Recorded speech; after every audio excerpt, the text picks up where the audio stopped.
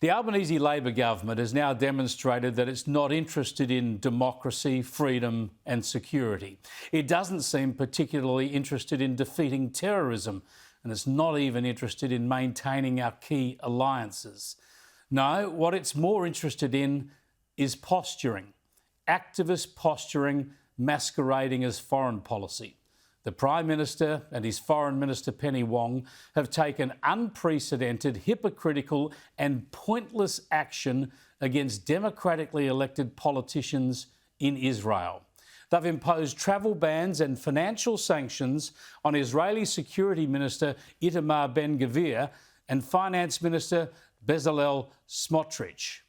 These are hard right politicians. They want Israel to annex the occupied territories, not hand them back to Palestinians. Now, these are hardline views, not shared by most Israelis or the Netanyahu government, but they are legitimate views held by democratically elected politicians in a nation that operates under the rule of law. So to sanction them is outrageous. Criticise them, sure, but sanctions like these are designed for despots and crooks operating outside of democratic and legal accountability.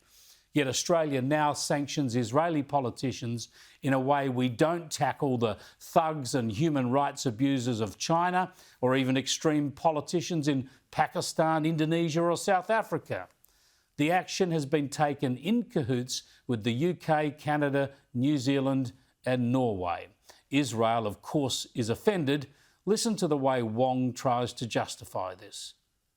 We believe a two-state solution is the only way to end the cycle of violence, and regrettably it is also clear that the Netanyahu government rejects it. Yeah, she says this is about forcing the Israeli government to accept a two-state solution. Israel is currently at war with the Islamist extremist Hamas terrorist outfit that exists to make sure there never is a two-state solution.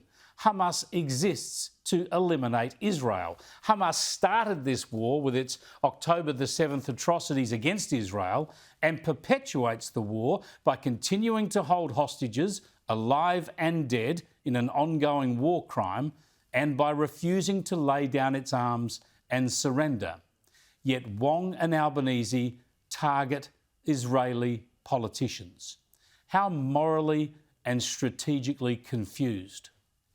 We support a clear resolution in the Middle East. We have been outspoken about calling for, firstly, for a ceasefire, for the hostages to be released. We have made it clear we see that Hamas should have no role in the future of the region. Really? How do you ensure Hamas has no role in Gaza if you don't defeat Hamas? Albanese and Wong were calling for ceasefires in Gaza before the Hamas leader Yahya Sinwar was killed, before his brother and successor Mohammed was killed, before hostage deals were done, before Hezbollah was defeated in the north. At every step of this war, Wong and Albanese have called for Israel to stop pursuing Hamas. Yet they agree Hamas can have no role in the future. Why aren't they demanding that Hamas surrender? Why isn't their primary focus the freeing of hostages held for more than 20 months? Like Israel's military expansion in Gaza, illegal settlements and impunity for settler violence in the West Bank are extinguishing the prospects of a two-state solution. No, they are not. It's Hamas's war against Israel that's extinguishing the prospects of a two-state solution. That was Hamas's aim. Hamas feared Israel was about to normalise relations with Saudi Arabia, worried that a two-state solution might emerge. That's what prompted its grotesque slaughter of innocent Israelis. Wong and Albanese must know this, yet they pretend that Israel is the problem. They pretend somehow a two-state solution can happen if only Israel would stop pursuing Hamas. As you know, the Albanese government has consistently advocated for a ceasefire, for the release of hostages and the protection of civilians, the upholding of international law and the unhindered flow of aid. and we've also consistently advocated for a two-state solution. A two-state solution negotiated with who?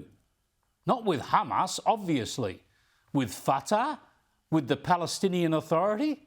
Remember, Israel handed Gaza over to the PA 2 decades ago. Tens of billions of dollars of aid was poured in. Look how that turned out. It was used by Hamas to turn Gaza into a rocket-launching base and booby-trapped maze of tunnels from which to terrorise Israel. Is Israel supposed to risk the same plan and the same outcome in the West Bank now? This is not a proposal any sane person would consider. This is not serious foreign policy from Wong and Albanese. They are just shouting slogans like the juvenile activists on our university campuses. Instead of offering serious contributions to difficult problems, they've turned Australian foreign policy into activist posturing. Their stand will not make a skerrick of difference when it comes to Israeli government policy. It will do nothing except encourage Hamas.